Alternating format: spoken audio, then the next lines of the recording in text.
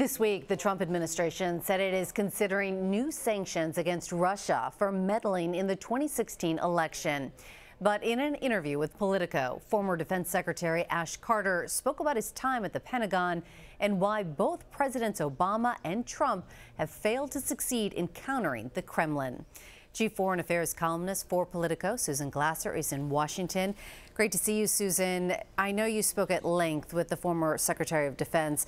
Was he surprised that the U.S. has not done more to counteract Russian interference?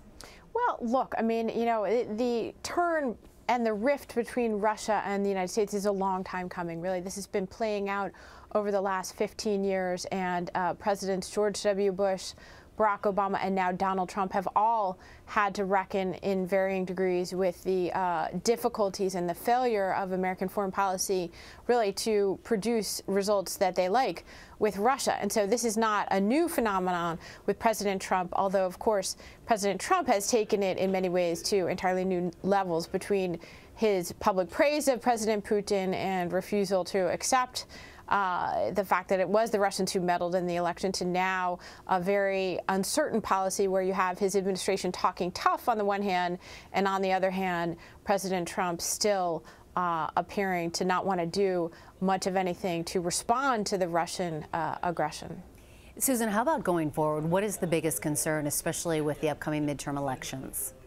Well, a couple things. First of all, just on this point of did Obama do enough? Did Trump do enough? I think Secretary Ash Carter, as you said, made the point that, of course, Obama failed just as much as Trump did, in the sense that Putin's ongoing campaign inside the United States is still happening. They haven't changed his behavior.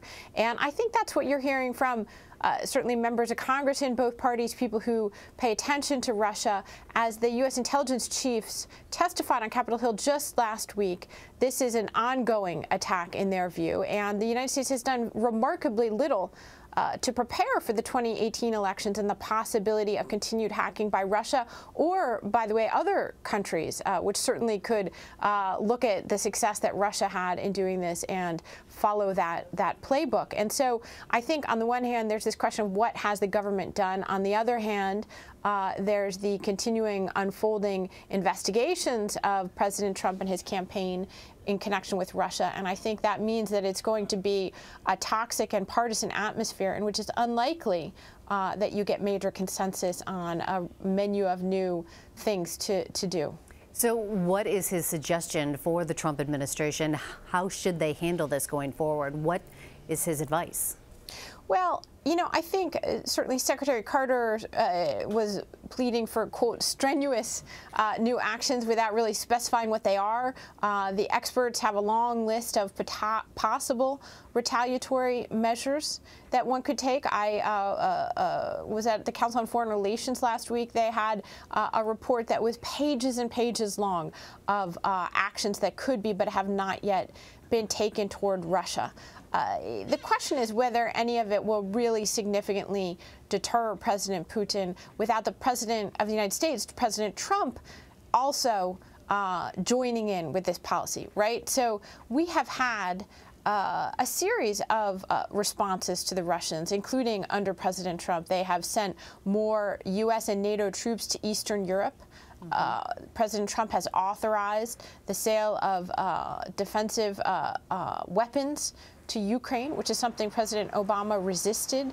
And at the same time, because the rhetoric from the president and the official policy statements from the White House have not really seemed to treat this as an actual attack on the United States, I think there's still conflicting messages coming from the U.S. toward President Putin.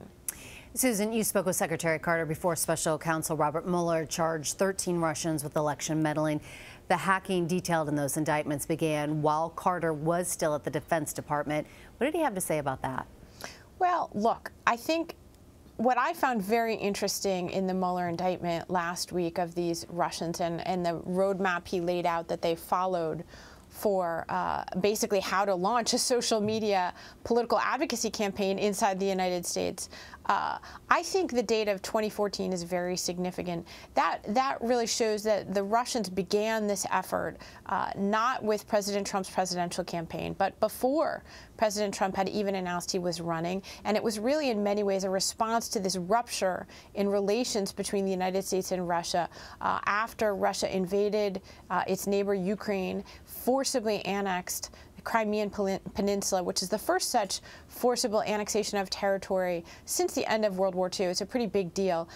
So for the Russian end, I find it very significant that that's the date and the time period in which Special Counsel Mueller says the Russian effort to affect the 2016 campaign began on their side. On the U.S. side, interestingly, Secretary Carter revealed to me for the first time, publicly discussed the fact that his response was to order the Pentagon to produce a war plan for countering Russia. The very first such war plan the United States had had since the collapse of the Soviet Union and the end of the Cold War 2 decades earlier. Basically, for 2 decades, we weren't planning to fight Russia, and we saw them, if not always as a friend and an ally, at least not as an open adversary or potential armed opponent. Now, ever since 2015, according to Secretary Carter, the Pentagon has been preparing war plans that would move us back into a much more active Cold War footing against Russia.